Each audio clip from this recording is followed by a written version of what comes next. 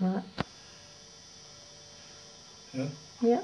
In when 1939, oh no, sorry, I'm overstepping. 1938, about September, after we'd been to the Leeds tattoo, my battalion, the 2nd West Yorkshire, they were sent out to Palestine. Even then, as I'm saying now, there was trouble in Palestine. It left us behind, us boys behind, as rear details, and it wasn't too bad really, because the Inniskilling Fusiliers came and took over the barracks, and it was ever so good, because they used to, we shouldn't have done it, but they used to buy us cigarettes and things like that, and a pint of beer outside the wet canteen. But they were quite a good crowd, them Irish lads. We enjoyed it with them. Oh, I've not told you about the pay situation. We used to get 7 shillings a week, 35 pence a week. That was our pay. Of that, we used to get 2 shillings, 10 pence, which we had to go and sign for, and pick it up with the right hand, put it in the left hand, so they would about turn, and that was his wages. Now with that 2 shillings, that to last us all week. You could get, 10 fags for 4pence, which now would be about 3p, 2p. So between 2 and 3p, 10 cigarettes. So things weren't too bad. And the other 5 shillings, that was what they call kept in your credits.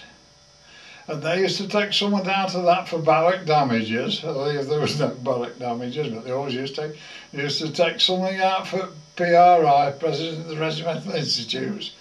And then you had to buy all your Blanco, blacking, all your cleaning gear, toothpaste, soap. We had to buy that ourselves out of our credits, and then that would be taken off you. You used to go to the shop in the barracks, and you used to sign for it, like, in other words, I used to have it on tick, and they used to take it off. And then what was left, when you went on leave, they used to give you the balance to go on leave. So it wasn't very good wages.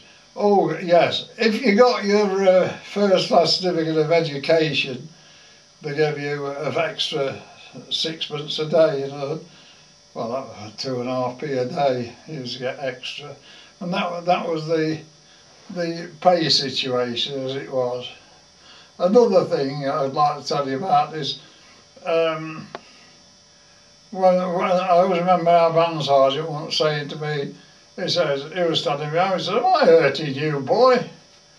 "No, Sergeant, why?" He said, "I ought to be, I was trolling your hair."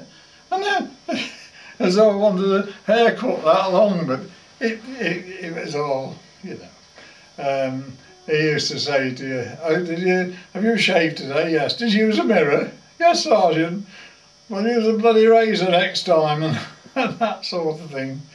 Oh yeah, all sorts. But I'll tell you, my time on boys' service, it made my character in life. It made a man out of me, and it made men out of us all. I'll tell you a little bit more in a minute or two, so I'm going to have a little rest now. On one of the disciplinary side of boys' service, this will be the last I'm going to say about it really, was smoking. Smoking was absolutely forbidden, although I earlier mentioned you used to get 10 fags for 4pence and so on, but it was strictly forbidden. And I always remember one day we used to go in the toilet to have a drag, and I was having a drag this particular day, and the door, the compartment, there was a gap underneath, and this fella knocked on my hand. I thought it was one of the boys. He says, "Give us a drag, Gilman, give us a drag." So I said, "Just a minute then." Anyway, eventually I passed it under the doings to give.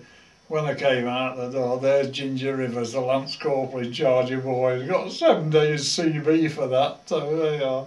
That was being friendly with anybody. I never did pass another nub under the door ever again.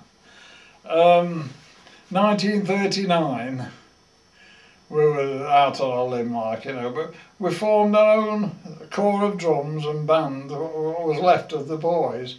We did do that. of course the band had gone to Palestine, and then they went to Abyssinia after that, the battalion.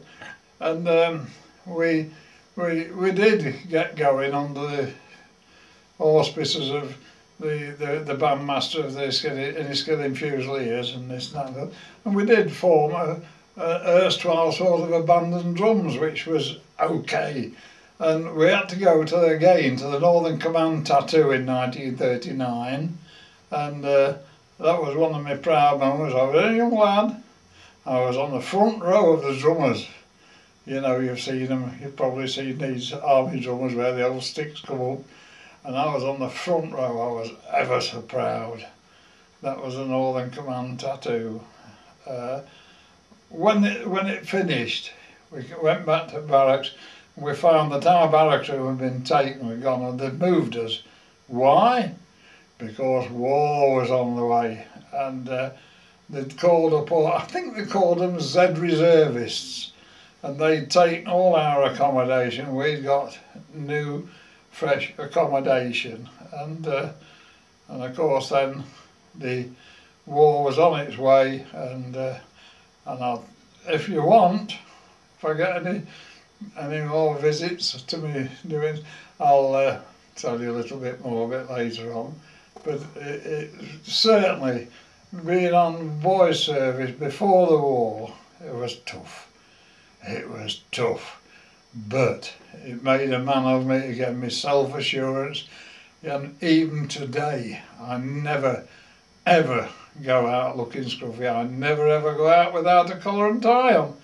I cannot go out looking scruffy. Why? Because it was my upbringing as a boy soldier in the West Yorkshire Regiment. I'll talk to you again a bit later on about the time between now and when I went in action in North Africa. Bye!